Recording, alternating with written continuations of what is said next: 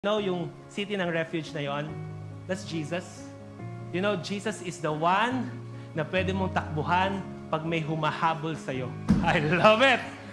Hallelujah! You know, pag may humahabol sa'yo, you know, the demon can act as the avenger of blood. Alam mo, the demon who knows the law. The demon knows na meron ka na violate na law. You know, kaya niyang habulin. Kaya kanyang habulin. Nagkamali ka, you've done a mistake, you've done a sin, and then hahabulin, kaya kanyang habulin. You know why the city of refuge is Jesus? Jesus is the one na when you come, the demon will stop. And the demon will say, I can't come over because of the city of refuge. Hallelujah! That's Jesus. Amen. Jesus is our safety. Nakikita niyo ba si Jesus doon? Ako po, I see Jesus na yun yung how many ng pagkakamali ko, yung pa yung ginamit ni Lord to bless me.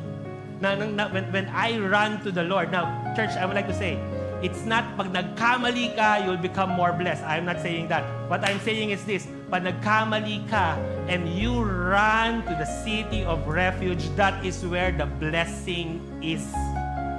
Will you run to the city of refuge? Merong iba, hindi sila believe sa city of refuge, but believe sila they will run to their families, they will run to their relatives, they will run.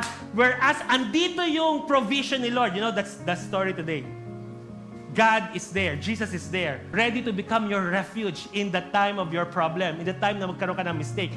After the one which is lost until he finds it. Now, are you all in agreement with me? Pag binabasa nyo to, yung ship na nawala, hindi siya nawala by accident. And finally, what? The ship found himself what? Lost. You know kung saan ka ngayon? You know where's our place? Saan tayo ngayon? Between the shoulders of Jesus. High above. Hindi mo lang sa nakikita si Jesus and you're walking above the water. Si Jesus, kakargahin ka ba? Hindi lang siya walking above the problem. You are above walking on the problem. Now you are in a position, a high place. You are highly exalted above you are not just walking above your problem. You are highly exalted.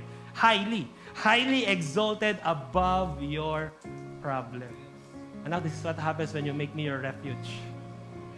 What's the part ng ship nung kinuha ni Jesus? Nakita niya yung ship. Finally, I found you. Meh. It's okay, anak. Meh. Then He'll keep you. What's the part ng ship when the Lord puts you in His shoulder? What's your part? Rest. You got it. Hallelujah. When you run to your refuge, your part is, it's gonna be all right. I'm on His shoulder na. Your part, kapag naitakbo mo na siya kay Lord, yung Lord, problema.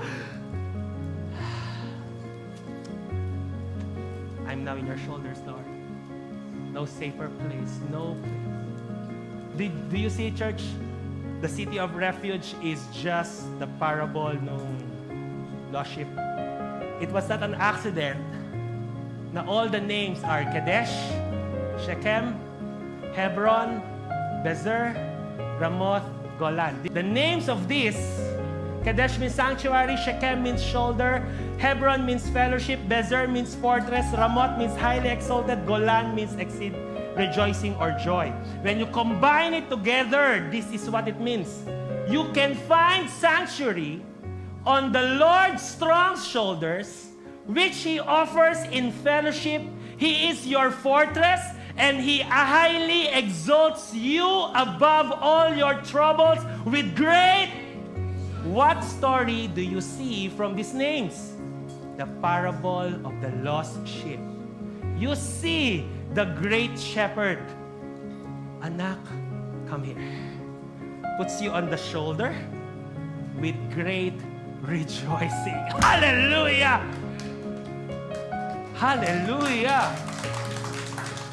The cities of refuge. Nung sinasabi ni Lord yon, sabi niya kay Joshua, make the cities of refuge. The Lord said it because He was already foreseeing the future. Kasi anak, the reason why I want it, darating yung time na there will be a great shepherd that will find the lost sheep. And yung lost sheep na yon was lost because of their mistake. But this shepherd, this refuge will come to them. This refuge will run to them. This refuge will find them. This refuge will say, finally, I found you. This refuge will lift you up above your problem. And this refuge will let you stay on His shoulders for all eternity. Hallelujah!